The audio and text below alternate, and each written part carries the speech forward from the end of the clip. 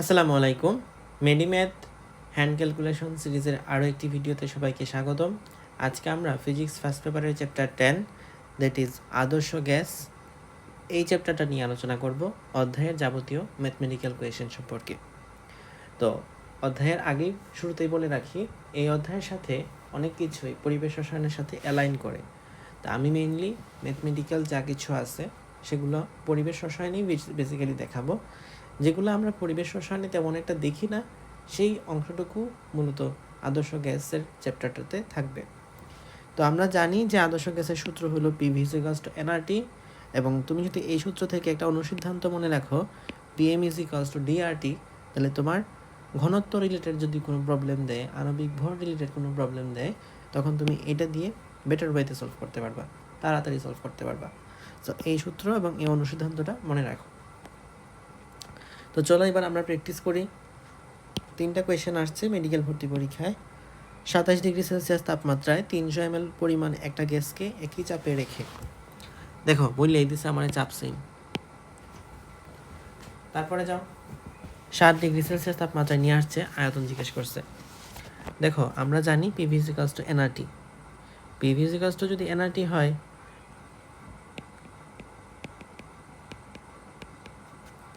এখানে আমাদের আরটা ধ্রুবক, মোল সংখ্যার কথা বলে নাই, মোল সংখ্যা ধ্রুবক, পি এর কথা বলে নাই, পিটাও ধ্রুবক।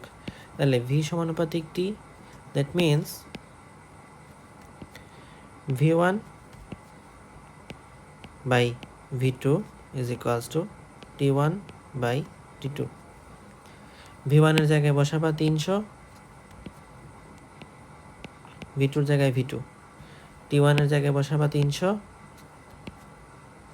কারণ কি 273 প্লাস 27, মুখে মুখে বলা আছে 300 হবে। টি টুর জায়গায় বসাবা 273 প্লাস 7, দ্যাট ইজ 280। পরের লাইনে 300 300 কাটা, ভি টুর উত্তর হবে 280। তো আমাদের এখানের আনসার 280 ml। বুঝছো হ্যান্ড ক্যালকুলেশন কত সহজ? নেক্সটে যাও। নেক্সট কোয়েশ্চেন হলো 25 ডিগ্রি সেলসিয়াস তাপমাত্রায় 50 লিটার আয়তনের একটা সিলিন্ডার 15 অ্যাটমসফিয়ার চাপে বায়ুপূর্ণ করা আছে। যদি বায়ুমণ্ডলের চাপ 25 ডিগ্রি সেলসিয়াস তাপমাত্রায় 1 অ্যাটমসফিয়ার হয়, অনেক কথা, তো এখানে তাপমাত্রা চেঞ্জ করে নেই। প্রথম কথা, তাপমাত্রা মাথা থেকে সরাই নেই। 50 লিটার আয়তন ছিল, ওকে, দিলাম V one. Cylinder P one পূর্ণ করা আছে। যদি বায়ুমণ্ডলের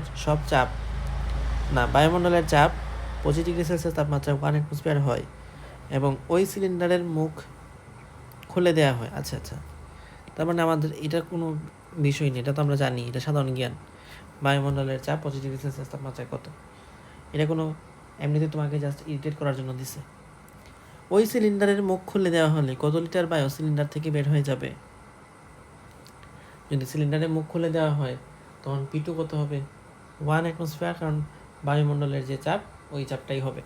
সুতরাং তখন আমাদের সম্পর্কটা হবে ভি এবং পি এর সম্পর্ক, that is V one by V two is equals to P two by P one.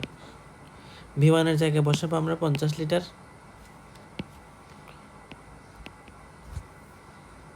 V টুর জায়গায় কি বসাবো? কিছু না। পি টুর জায়গায় কি বসাবো? 1 অ্যাটমসফিয়ার, এবং পি ওয়ানের জায়গায় 15। তাহলে ভি টুর আনসার কি আসে? V two is equals to 50 into 15।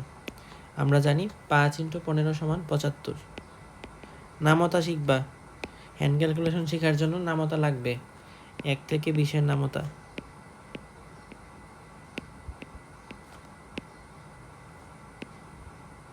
ওকে, তারপরে যাও।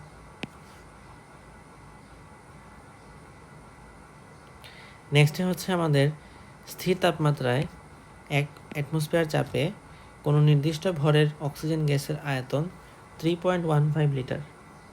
আচ্ছা, স্থির তাপমাত্রা বলছে, এখানে তাপমাত্রা নিয়ে কোনো কাহিনী নাই, সো এটা কেটে দিলাম। 1 অ্যাটমসফিয়ার চাপে, আচ্ছা, কোনো নির্দিষ্ট ভরের অক্সিজেন গ্যাসের আয়তন দেওয়া আছে, চাপ দেওয়া আছে, আয়তন দেওয়া আছে। পরেরটার মধ্যে জিজ্ঞেস করছে চাপ বৃদ্ধি করে এত অ্যাটমসফিয়ার করা হলো, আয়তন কত হবে? তো খুবই ইজি, ক্যালকুলেশনটা দেখাই। এখানে আছে P1, এখানে আছে V1, এখানে আছে P2, তো V2 আনসারটা কী হবে? আসো আমরা করি। V2 by V1 is equals to P1 by P2 গেল। নেক্সটে V2 জায়গায় V2 থাকলো, V1 জায়গায় 3.15, P1 জায়গায় 1, P2 জায়গায় 2.5,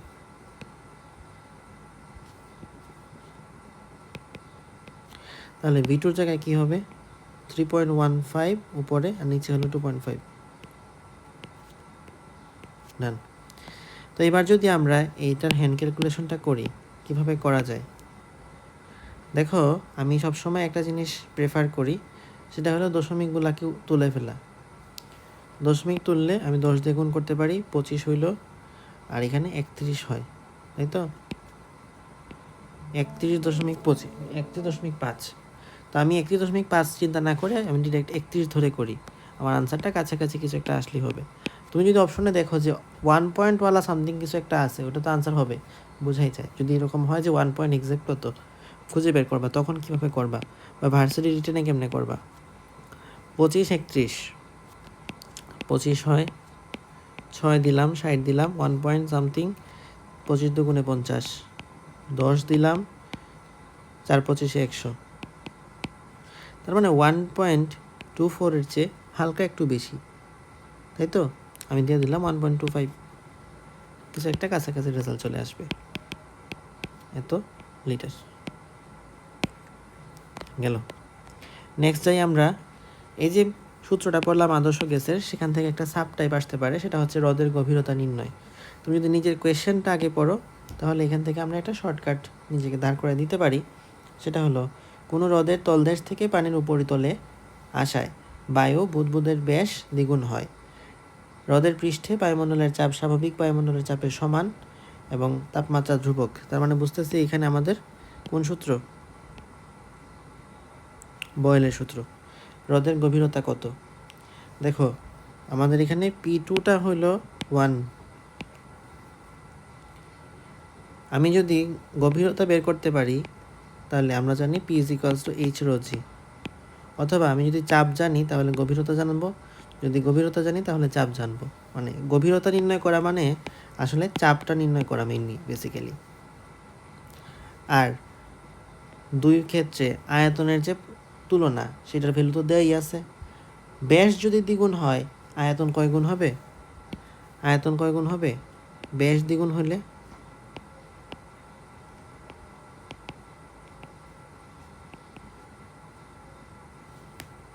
8 গুণ হবে না? আমরা জানি কোনো বুদবুদ এটা গোলক টাইপের হয়, 4/3 πr3। এটাই যদি ব্যাস আর ব্যাসার্ধ তো মোটামুটি কাছাকাছি, মানে ব্যাস বাড়লে ব্যাসার্ধ বাড়ে, ব্যাসার্ধ বাড়লে কমলে ব্যাস বাড়ে, এরকম। আর যদি এটা 2 গুণ হয়, আয়তন কয় গুণ হবে? 8 গুণ হবে না? তাহলে আয়তন হলো 8 গুণ।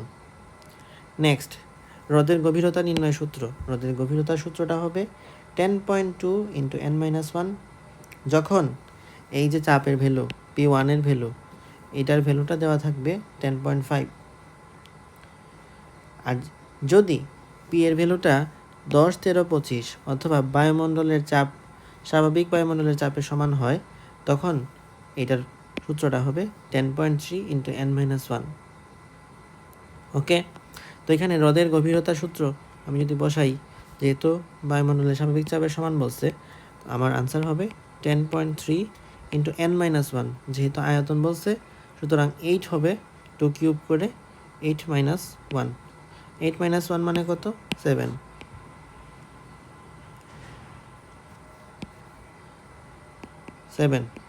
আমি যদি এটাকে হ্যান্ড ক্যালকুলেশন করতে চাই, কীভাবে করা উচিত? আমি হলে যেটা করতাম, 103 বানাই দিতাম এবং tan−1 লিখে দিতাম, ঠিক আছে? 103 লিখতাম, মানে এটাকে 10 দিয়ে গুণ করতাম, তাহলে 10 দিয়ে ভাগও করা লাগবে। 10 দিয়ে ভাগ করা মানে tan−1 দিয়ে গুণ করে দেওয়া গেল। 103-এর সাথে এবার 7 গুণ দিব, 7 3 21, 7 1 7, তাহলে 72.1 এত আনসার। আই গেস বুঝছো। 721 ছিল 10 ইনভার্স 1, সুতরাং 0.1 ঘর আগে আসবে, 72.1 হবে। শেষ। নেক্সটে যাই টাইপ 2, ম্যাক্সওয়েলের সূত্র। তোমাকে এখান থেকে সূত্র মনে রাখতে হবে। ম্যাক্সওয়েলের ক্ষেত্রে এই যে আমাদের গড়মুক্ত পথ, এটার আলটিমেটলি তোমাকে মনে রাখতে হবে, এটা হচ্ছে গড়মুক্ত পথের সূত্র। তো তুমি এখানে মনে রাখতে হবে কার কার উপর ডিপেন্ড করতেছে এটা। টাইপ 3-তে আসো, ই K is equals two 3/2 nRT. এখানে এন হলো এক মোল সংখ্যা বোঝায়, এন মোলের গতিশক্তি হলো ইকে, আর একটা অনুগতিশক্তি হলো 3/2 কেটি। তুমি এখান থেকে এটা মনে রাখো। আর আমরা ডিটেলসে করবো কেমিস্ট্রিতে, কেমিস্ট্রি ফার্স্ট পেপার পরিবেশ রসায়ন। টাইপ 4, এখান থেকে একটা সূত্র লিখে রাখলাম যে আমরা বলি আপেক্ষিক আর্দ্রতা। আপেক্ষিক আর্দ্রতা মানে কি? কন্টেন্ট বাই ক্যাপাসিটি, তাই তো? তাহলে শিশিরাঙ্কে সম্পৃক্ত জলীয় বাষ্পের চাপ, আর এফ হলো বায়ুর তাপমাত্রায় সম্পৃক্ত জলীয় বাষ্পের চাপ ইন্টু 100%। দাম। আর শিশিরাঙ্ক এখানে আমি প্র্যাকটিস দেখাচ্ছি না, কারণ আমাদের কোনো অনুশীলনীতে, কোনো বইয়ের অনুশীলনীতেও এই টাইপের কোনো প্রশ্ন দিয়ে প্র্যাকটিস করায় নাই বা কোয়েশ্চেন নাই। সো খুব একটা ইম্পর্টেন্ট না, মেডিকেল জন্য অন্তত ভার্সিটিতে লাগা উচিত। দেন আসো শিশিরাঙ্ক। শিশিরাঙ্ক হচ্ছে একটা তাপমাত্রা, এটাকে আমরা প্রকাশ করি থিটা দিয়ে। Theta is equals to θ1 - g into θ1 - θ2। θ1 হলো শুষ্ক বাল্বের তাপমাত্রা, θ2 হলো সিক্ত বা আর্দ্র বাল্বের তাপমাত্রা, জি হলো গ্লেসারের ধ্রুবক। ডান। আশা করছি আমাদের এই প্লেলিস্টের ভিডিওগুলো তোমাদের যথেষ্ট পরিমাণে কাজে লাগছে, এবং তোমরা যদি আমার চ্যানেলে সাবস্ক্রাইব করে পাশে থাকো, তাহলে হয়তো নতুন নতুন আরও বেশি কন্টেন্টগুলো রেগুলারলি আসতে থাকবে। সবাইকে ধন্যবাদ। আসসালামু আলাইকুম।